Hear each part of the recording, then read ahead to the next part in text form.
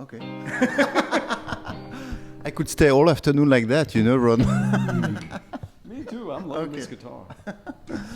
Welcome to the Guitar Channel. I am super happy to welcome you a new interview. I am with the one and only Ron Bumblefoot Thal here at the wonderful Matt's Guitar Shop. Ron, how are you doing today?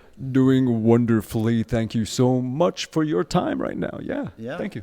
The very first time we met, it was in 2015, so it was a long time ago. So long time no talk, Ron. So a couple of years. Yeah. We should see each other much more than that, Ron. Don't you think so? Yeah, I should come visit more often. Yeah, okay. I should. What are the main important steps in your life since 2015? It was a long time ago. Since 2015, so much has happened. My God. Let's see. In 4 years.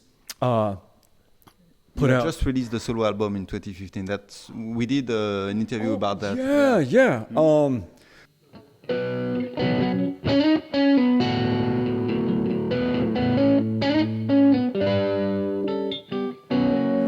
That had come out, did a ton of touring.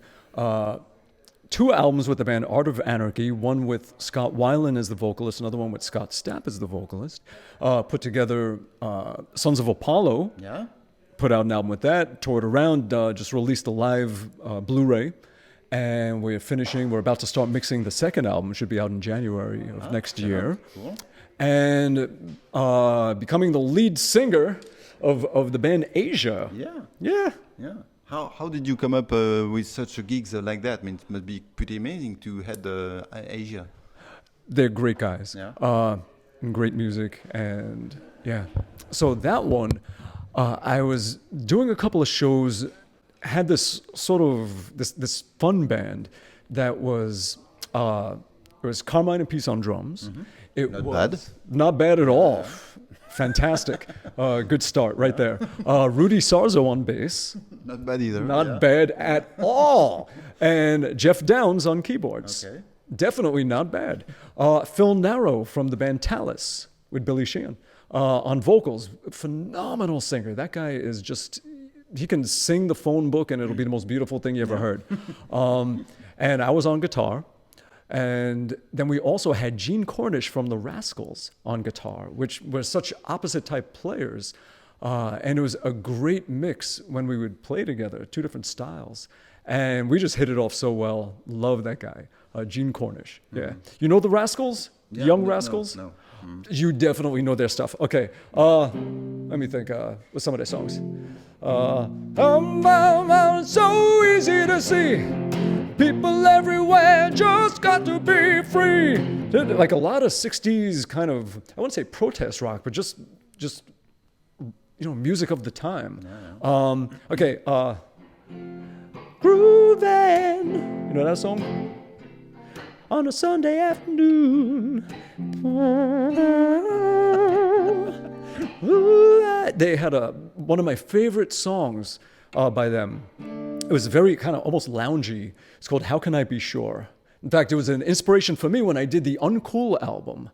a song I had called Delilah, a lot of it was based on the inspiration from that song. So even just the flow of it, that. And then I have my song, Lady Delilah is lady. Like the same feel, which is sort of almost a combination of like breaking the girl, twisting and turning your feelings are burning, you're breaking the girl. That kind of feel with all the things shaking.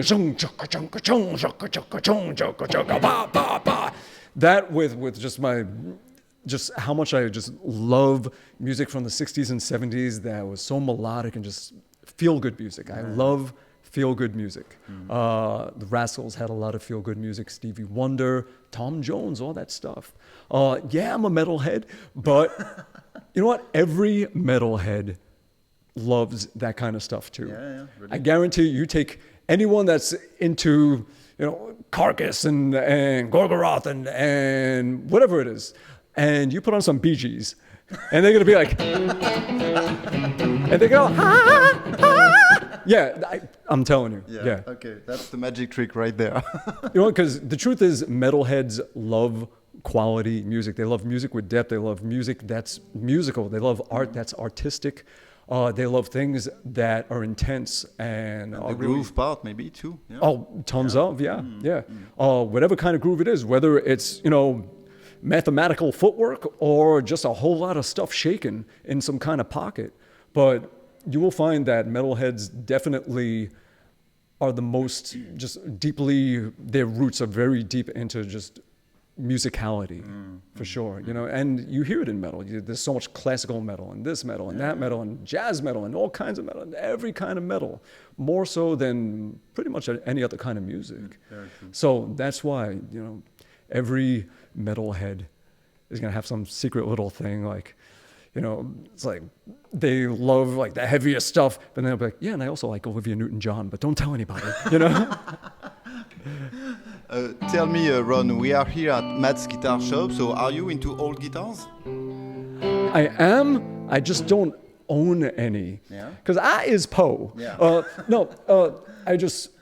I like, the thing is, I'm sort of a minimalist life-wise where I'm not much of a collector of things. I love people's collections, but I'm not a collector myself. I appreciate other people's collections. For me, I like to just have what I use, and if I stop using it, I find a home for it for somebody that is going to use it.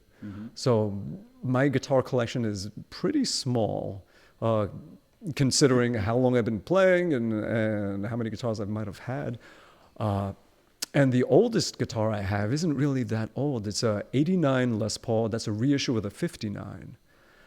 And after that, it's just a whole lot of homemade monstrosities, and which you don't want to see those.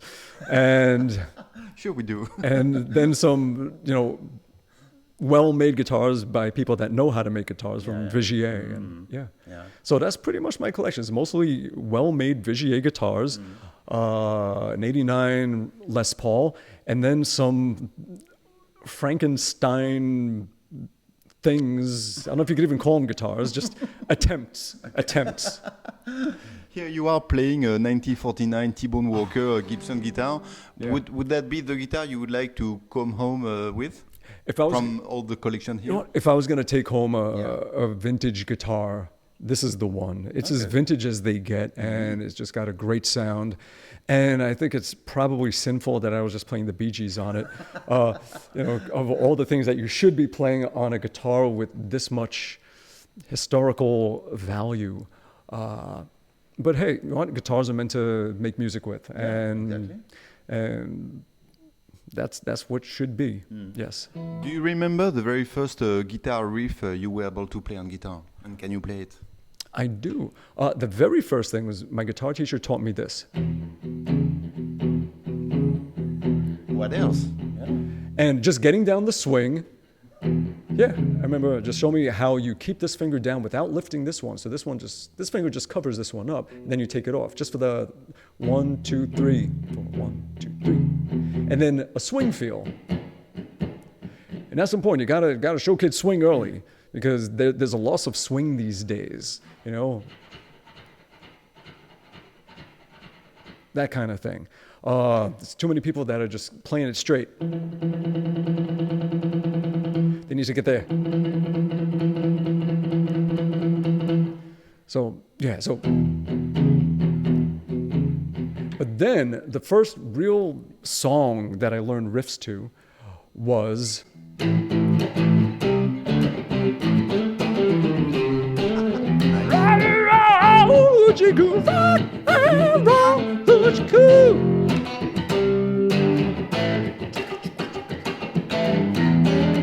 This right here. That thing right there. That was the first thing I learned. And my band, we could only write songs with the building blocks that we had amassed at the age of 7 at that point. So just we are playing Johnny Winter at 7. Oh, I learned that riff. Okay. So we had a song called Lookout. My band, we were called Star Blast at the time. And I remember the verse, and I still remember the words. John would play, 10 million people all running around, screaming their heads off, you know hell's about. People running and people jumping, what the hell is this thing all about? Look out! And then I would go, 10 million people all running around. Nice. Yep. I stole it. Yeah. I darn well stole it. I did. Yeah. So yeah, that's all we had to go by is whatever, if you learn 2 words, everything you say will consist of a combination of those 2 words. So this was a new word I learned, so I had to put it into the songs. Nice. And now, can you walk us through your composition process when you write a new song? Does it start with a chord progression, a melody in your head? How do you do it? It starts with me driving. Okay. I'm in the car, in traffic, and I just start going.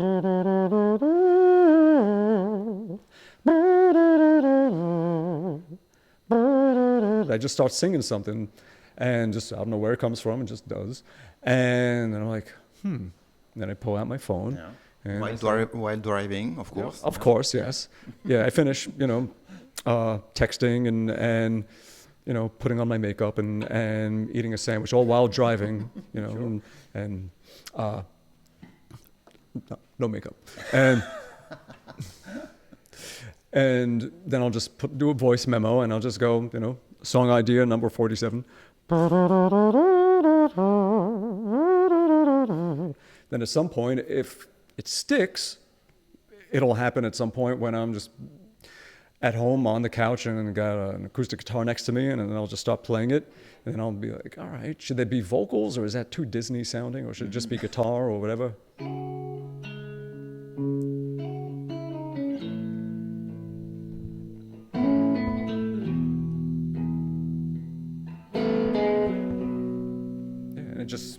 And it turns into a song, and then you start getting a feel for the song, a feeling of the song, and then you say, all right, how do we make that feeling happen musically? A certain anticipation, or a certain longing, or a certain reminiscing, or bittersweet, remembering something you missed, but the joy of what it was at the time kind of feel. And you take all of that and say, how do you make that in music? Mm-hmm. And if you've done it enough, you know how to translate from the feeling into the music language, and you get into the studio and you start tracking it. And how do you know it's going to be an instrumental or a vocal song? You just make that decision. Okay. Yeah, you just say, this is what I hear for it. Could be any focal point of the melody that, you might hear. At first I thought, like for that song that I was just playing, I was like, should I add vocals to it and then try and see if Disney wants it? Because it sounded like that kind of song. Once I was singing like mock words, blah, blah, blah, blah, blah, la, la, la, do. And then you know what? Guitar. Mm-hmm. Just let the guitar speak on that one. So that's what I did. And how do you know that the song is finished? Do you have a green light in your head? A song is never finished. You just pick a point to stop working on it. Okay. Because you can spend the rest of your life tweaking and changing and modifying, and the song grows a week later with a slightly different feel that you didn't have a week before, and it keeps on going, and you could spend eternity just in that little final stage of never touching the mark. It's like, this is the finish point. This is where you're finished. And here's where the song starts. And then you cut it in half and you're right here. And then next day you're right here. And then next day you're right here. And the next day you're right here. And you're right here. And you're right here. And you're right here. And then you're just in this little spot where you never reach it. And you're just always almost there, and just one more tweak, one more little change, one more little thing. And the thing is, you got to stop doubting yourself and questioning it and say, okay, this is at the point where this expresses close enough to what it is, and don't drive yourself crazy and put it out. Yeah. Okay, cool. Can you tell us if you have a practice routine every day on guitar? At this point, it's more about just trying to remember all the songs that I need to remember. Seriously. Like, there's not a lot of... Although I do once in a while do that, because I've been trying to develop more economy picking techniques where I'm using a lot of... Okay, kind of mini sweep technique? Yeah, so doing things where, let's say it's a group of 5 where the notes are going up, but it doesn't hit this note, and then it starts over here.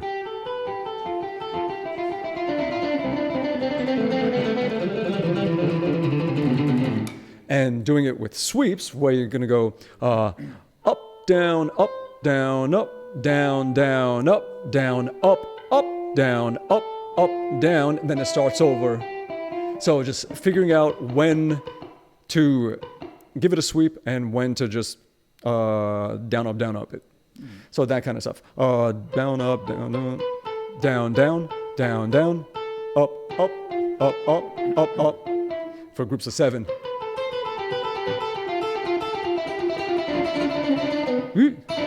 So you got to practice it.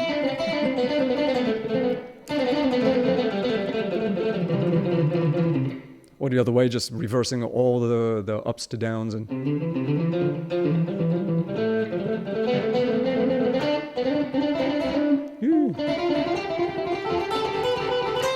That kind of stuff.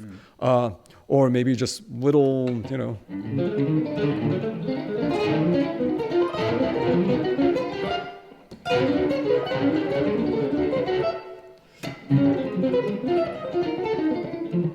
whatever. Perfect guitar to shred, huh? Right?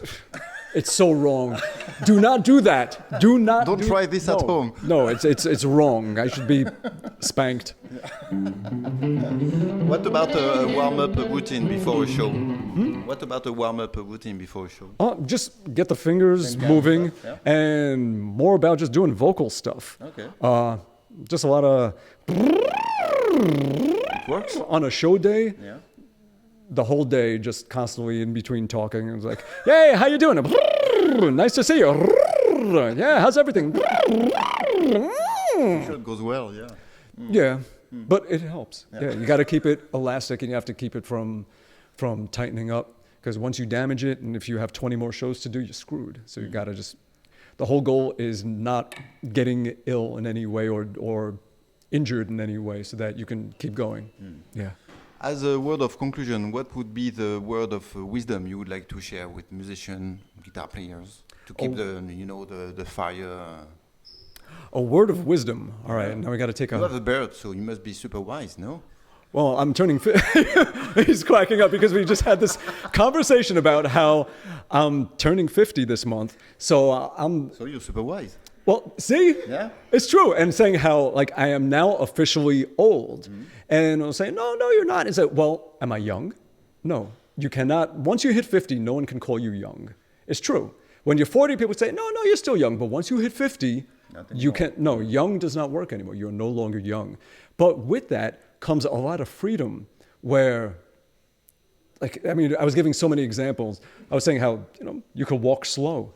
And no one will get annoyed with you. He's old, right? Anything you say, people will think is wise because, well, he's old now. He's lived, So you could just bullshit through your teeth, and I'll be like, oh my God, he's just so much wisdom, so much experience in life, and just anything it is.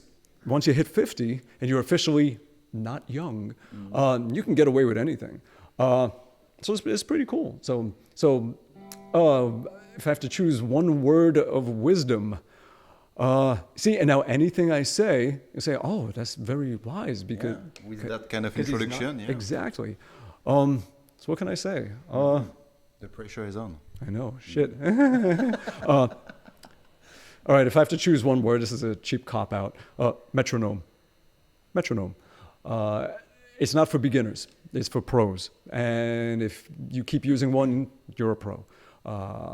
Just using one, staying solid, keeping a comfort while you're syncing up to some external guide, some kind of pulse, whether it's a drummer, whether it's that, whether it's one that you develop in here, but not just using the metronome, but also finding your place in the beat. You don't necessarily, unless you want to create an anxiety in like punk or like some serious metal, you don't want to really step in front of the beat, and we have a natural tendency to do that. So I always say, try to stay behind the beat so that your natural instinct to jump in front might put you right in the middle where you should be. But I always try to go for being the tonal echo of the actual hit, where you have the hit and then there's you. Boom, boom, boom, boom. Not dead on it, just a hair after it. It's something that had this wonderful jazz teacher, Pete Prisco, when I was 14, 15 years old, that he would make me for 45 minutes with the metronome set on like 40 BPM. And I would have to play behind the beat. So this thing would just be dragging, just clunk, clunk, clunk, clunk. And I have to go behind it. Clunk, clunk, clunk, clunk. And if I jumped ahead, he'd just yell at me, ah! And I would have to, yeah. And it helps. It curbs your wild puppy syndrome. And it gets you disciplined. It really helps. So I would say, if I have to give one word of advice, if I have to just use one word, metronome. That's my word. Yeah. Cool. Ron, it was great to have you on the show. So thank you very much for your pleasure. time. Great and to I wish chat you all with the you best for the rest of the adventure. Thank you very much. Thank you so much. And thank you all. Bye-bye.